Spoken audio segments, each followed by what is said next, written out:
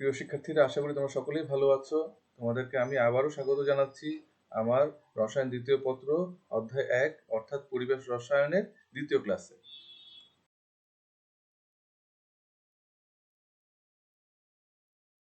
আমাদের আজকের বিষয় পরিবেশ রসায়ন অধ্যায় 1 রসায়ন দ্বিতীয় পত্র।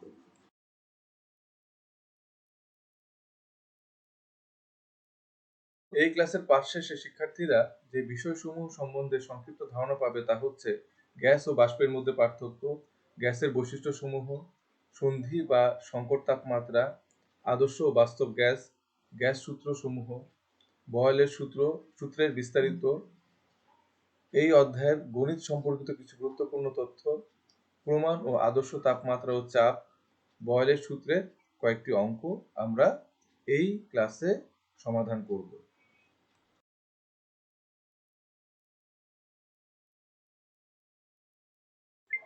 গ্যাস ও বাষ্পের মধ্যে পার্থক্য। গ্যাস পদার্থের যে ভৌত অবস্থায় ন্যূনতম আন্তঃকণা আকর্ষণ বল ও সর্বোচ্চ আন্তঃকণা ফাঁকা স্থান থাকে এবং পদার্থের আয়তন ও আকৃতি নির্দিষ্ট থাকে না, তাকে গ্যাস বলে। উদাহরণস্বরূপ হাইড্রোজেন, অক্সিজেন, নাইট্রোজেন প্রভৃতি কয়েকটি গ্যাস। সন্ধি তাপমাত্রার নিচে এনে চাপ প্রয়োগ করলেই কেবলমাত্র গ্যাস তরলীভূত হয়। যেমন কার্বন ডাই অক্সাইড গ্যাসকে তার নিজস্ব সন্ধি তাপমাত্রা, যেটা আমরা জানি 31.4 ডিগ্রি সেলসিয়াস, এর নিচে পর্যন্ত শীতল করে পরে চাপ দিলে তরল কার্বন ডাই অক্সাইডে পরিণত হয়।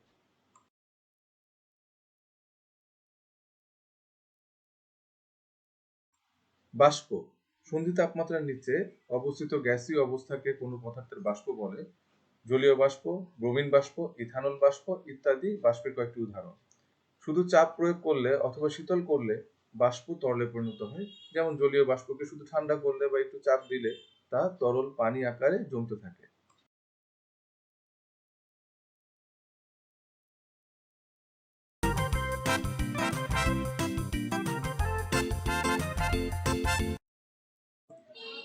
প্রিয় শিক্ষার্থীরা, আমরা এখন গ্যাসের কিছু বৈশিষ্ট্য সম্বন্ধে জানার চেষ্টা করব। গ্যাসের গঠন। গ্যাস পদার্থটি সমসত্ব ভৌত অবস্থা। এটি অসংখ্য স্থিতিস্থাপক গোলাকার ও অতি ক্ষুদ্র কণার সমন্বয়ে গঠিত। একাধিক গ্যাস পরস্পর যে কোনো অনুপাতে মিশ্রিত হয়ে সমসত্ব মিশ্রণ তৈরি করতে পারে। গ্যাসীয় অবস্থায় পদার্থের নির্দিষ্ট কোনো চাপ নেই। ধারণকারী পাত্রের আয়তন এবং তাপমাত্রা পরিবর্তনের সাথে গ্যাসের চাপ পরিবর্তিত হয়। সংকোচন ও প্রসারণ যোগ্যতা নিয়ে যদি আমরা একটু খেয়াল করি তাহলে আমরা জানব তরল ও কঠিন পদার্থের চেয়ে গ্যাসীয় পদার্থ অনেক বেশি সংকোচনশীল ও প্রসারণযোগ্য। গ্যাসের নির্দিষ্ট কোনো আকৃতি ও আয়তন নেই। যে পাত্রে রাখা হয় সে পাত্রের আকৃতি ধারণ করে। গ্যাসের অণুসমূহের মধ্যে আন্তঃআণবিক ফাঁকা স্থান খুব বেশি এবং আন্তঃআণবিক আকর্ষণ বল প্রায় নেই বললেই চলে।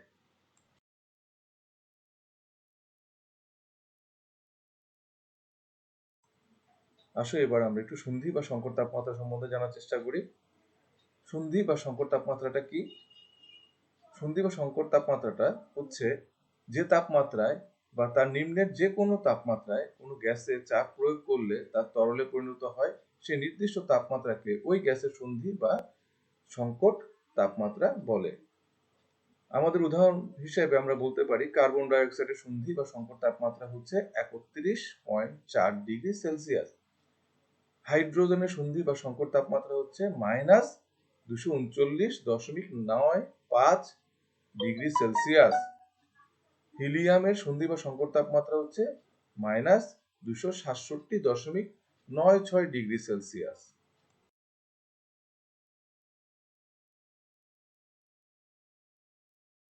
প্রিয় শিক্ষার্থীরা, আমরা এখন আদর্শ ও বাস্তব গ্যাস সম্বন্ধে একটু আলোচনা করব। আদর্শ গ্যাস যেসব গ্যাস সকল তাপমাত্রা ও চাপে গ্যাসের সূত্র, বিশেষ করে বয়েল ও চার্লসের সূত্র মেনে চলে, তাদের আদর্শ গ্যাস বলে। আমরা স্ক্রিনে আদর্শ গ্যাস তত্ত্বীয়ভাবে যে দুটি সমীকরণ অনুসরণ করে তা দেখতে পাচ্ছি।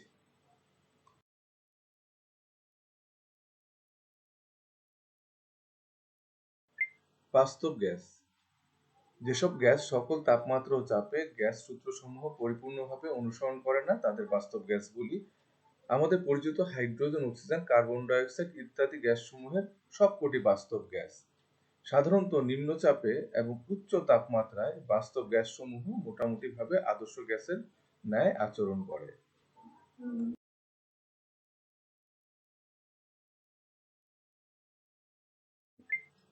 গ্যাসের সূত্রসমূহ। গ্যাসের কয়েকটি সূত্র আছে, সেই সূত্রগুলো হচ্ছে বয়েলের সূত্র, চার্লসের সূত্র, অ্যাভোগাড্রোর প্রকল্প, গ্রাহামের ব্যাপন সূত্র, ডাল্টনের আংশিক চাপ সূত্র।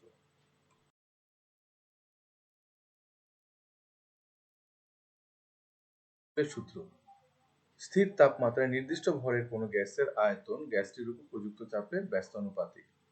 গাণিতিকভাবে আমরা বয়েলের সূত্রকে যদি প্রতিপাদন করতে যাই তাহলে আমরা লিখতে পারবো পি অর্থাৎ চাপ সমানুপাতিক 1/v, যেখানে তাপমাত্রা স্থির। আমরা গাণিতিকভাবে বয়েলের সূত্রের সংক্ষিপ্ত রূপ হচ্ছে PV = K, অর্থাৎ একটি ধ্রুবক সংখ্যা হিসেবে প্রতিপাদন করতে পারবো।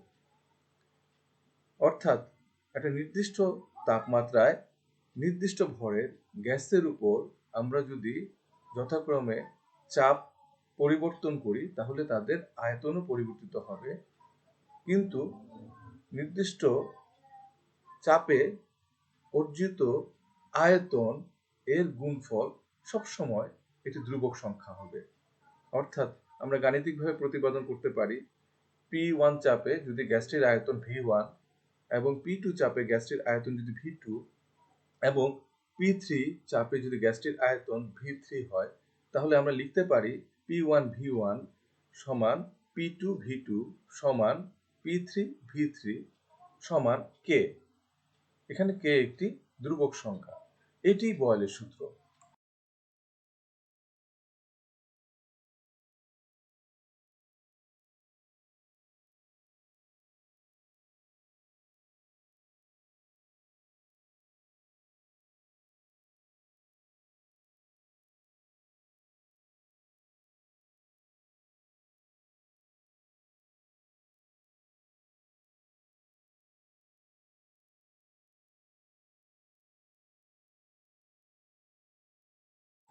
প্রিয় শিক্ষার্থীরা, আমরা পরবর্তী স্ক্রিনে বয়েলের সূত্র সম্পর্কিত অঙ্ক প্রতিপাদনের জন্য প্রয়োজনীয় কিছু গাণিতিক সমীকরণ বা তথ্য আমরা দেখতে পাব।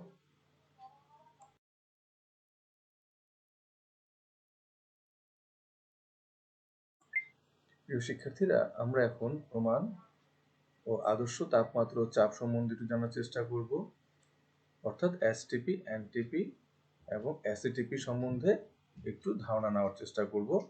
এসটিপি হচ্ছে স্ট্যান্ডার্ড টেম্পারেচার অ্যান্ড প্রেসার, অর্থাৎ যার বাংলা রূপ হচ্ছে প্রমাণ তাপমাত্রা ও চাপ। এনটিপি হচ্ছে normal temperature and pressure, Bangla রূপ হচ্ছে আদর্শ তাপমাত্রা ও চাপ। সাধারণত 0°C বা 273 কেলভিন উষ্ণতাকে আদর্শ বা প্রমাণ তাপমাত্রা এবং 1 atm চাপকে আদর্শ বা প্রমাণ চাপ ধরা হয়। প্রমাণ অবস্থায় 1 মোল গ্যাসের আয়তন 22.4 লিটার হয়। এসএটিপি হচ্ছে স্ট্যান্ডার্ড অ্যাম্বিয়েন্ট বা অ্যাটমসফেরিক টেম্পারেচার অ্যান্ড প্রেসার, যার বাংলা রূপ হচ্ছে প্রমাণ বায়ুমণ্ডলীয় তাপমাত্রা ও চাপ।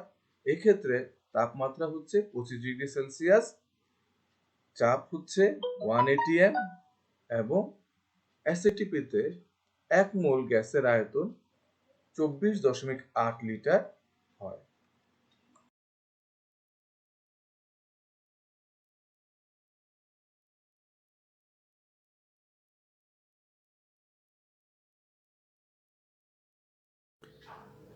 প্রিয় শিক্ষার্থীরা, আমরা বয়েলের সূত্রের একটি অঙ্ক এখন করতে যাচ্ছি। অঙ্কটি হচ্ছে 20°C তাপমাত্রায় 80 কিলো প্যাসকেল চাপে একটি নির্দিষ্ট পরিমাণ গ্যাসের আয়তন 0.25 মিটার কিউব। 20°C তাপমাত্রায় উক্ত গ্যাসের আয়তন 0.30 মিটার কিউব হলে গ্যাসটির চাপ কত হবে? তো আমরা তাহলে চলো আমরা অঙ্কটা করা শুরু করি। তো আমাদের এখানে দেওয়া আছে কি, গ্যাসটির প্রাথমিক চাপ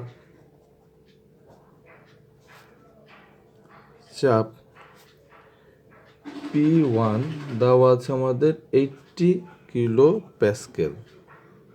প্রাথমিক আয়তন দেওয়া আছে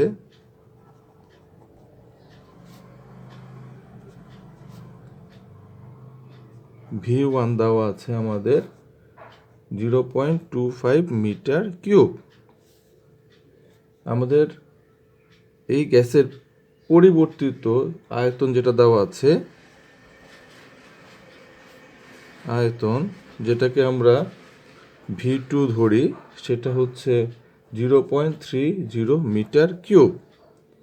আর পরিবর্তিত চাপ সেটা আমাদের বের করতে হবে, যেটাকে আমরা P2 ধরছি, সেটা কত সেটা আমাদের বের করতে হবে। তো আমরা বয়েলের সূত্র থেকে আমরা জানি, কি জানি? আমরা জানি P1 V1 সমান P2 V2। তাহলে এখন আমাদের V2টা বের করতে হবে, P2টা বের করতে হবে আমাদের। তাহলে P2 ইজ ইকুয়াল টু কি হবে? P1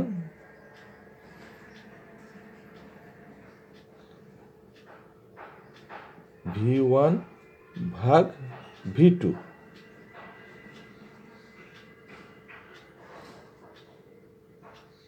তাহলে আমরা মানগুলি বসিয়ে দেই।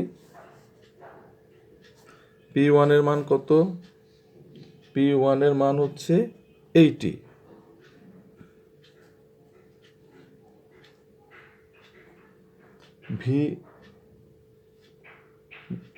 V1 এর মান কত?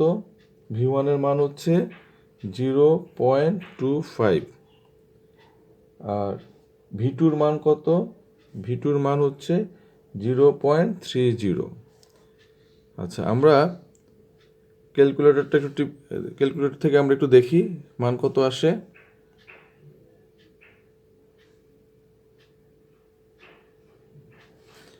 আমাদের মান আসবে 6.67। এটা হচ্ছে কিলো প্যাসকেল। তাহলে আমাদের উত্তর হচ্ছে গ্যাসটির চাপ বা গ্যাসটির পরিবর্তিত চাপ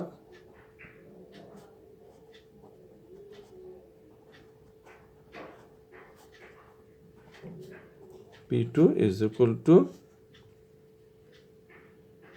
6.67 কিলো প্যাসকেল।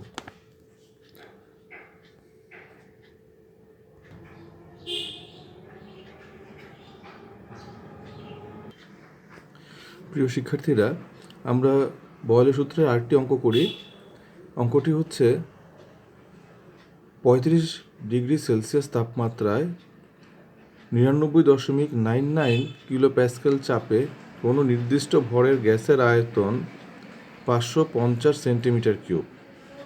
স্থির তাপমাত্রায় গ্যাসের আয়তন 600 সেন্টিমিটার কিউব এ পরিবর্তন করতে হলে গ্যাসের চাপের কি পরিবর্তন ঘটাতে হবে? তো আমরা অঙ্কটা ভালো করে দেখলে আমরা যে তথ্যগুলো পাচ্ছি সেটা হচ্ছে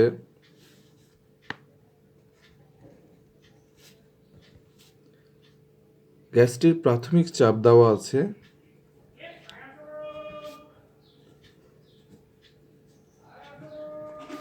P1, দেওয়া আছে আমাদের 99.99 কিলো প্যাসকেল। আমাদের প্রাথমিক আয়তন দেওয়া আছে, গ্যাসটির প্রাথমিক আয়তন V1 দেওয়া আছে আমাদের 550 সেন্টিমিটার কিউব।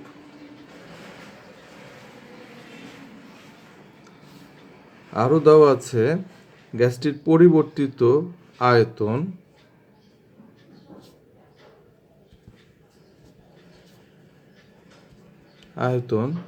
V2 দেওয়া আছে আমাদের 600 সেন্টিমিটার কিউব। আমাদের যেটা বের করতে হবে সেটা হচ্ছে গ্যাসটির পরিবর্তিত চাপটা প্রথমে বের করে নিতে হবে।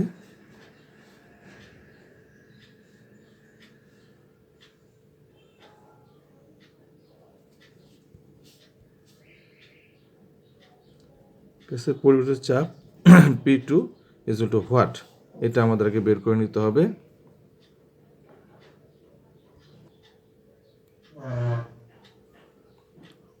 তো এখন আমরা বয়লের সূত্র থেকে আমরা জানি যে P1 V1 is equal to P2 V2। আমরা মানগুলো বসাই। আমাদের এখানে P2টা বের করতে হবে, তাহলে P2 is equal to কি হচ্ছে P1 V1 বাই V2। তাহলে মান বসালে আমরা মানগুলি বসিয়ে দেই। P1 এর ভ্যালু হচ্ছে 99.99 কিলো প্যাসকেল, আমাদের V1 এর ভ্যালু হচ্ছে 550, আর V2 এর মান হচ্ছে 600 সেন্টিমিটার কিউব। তাহলে আমরা মানটা একটু দেখি, বের করি আমরা।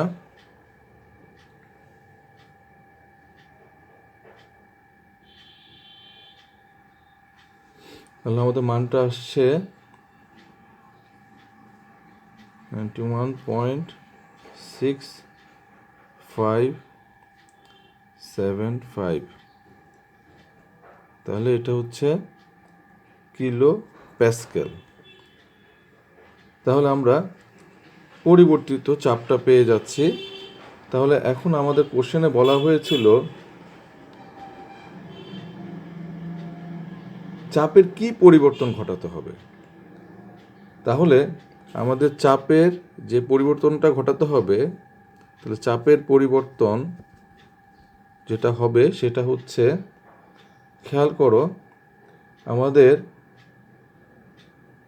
শেষ চাপ প্রাথমিক চাপ অপেক্ষা ছোট।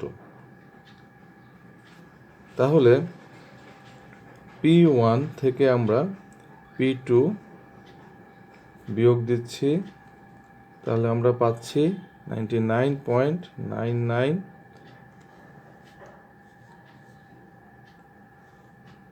বিয়োগ 91.6575 কিলো প্যাসকেল। তাহলে আমাদের রেজাল্ট আসছে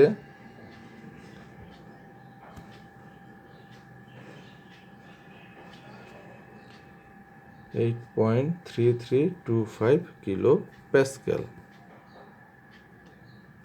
তাহলে আমাদের তাপমাত্রা স্থির রেখে গ্যাসের আয়তন যদি আমরা 600 সেন্টিমিটার কিউবে পরিবর্তন করতে চাই, তাহলে আমাদের 8.3325 কিলো প্যাসকেল চাপ হ্রাস করতে হবে।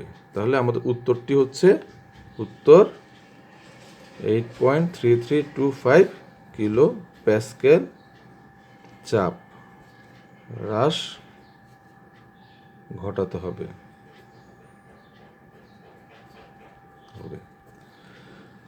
তো শিক্ষার্থীরা, তোমরা আজকে যে দুটো অঙ্ক দেখলে, তোমাদের এই দুটো টাইপের অঙ্কের অনুরূপ অঙ্কগুলো অনুশীলনী থেকে বের করে তোমরা হোমওয়ার্ক করে ফেলবে, এবং আশা করি তোমরা সফলভাবে অঙ্কগুলো সমাধান করতে পারবে।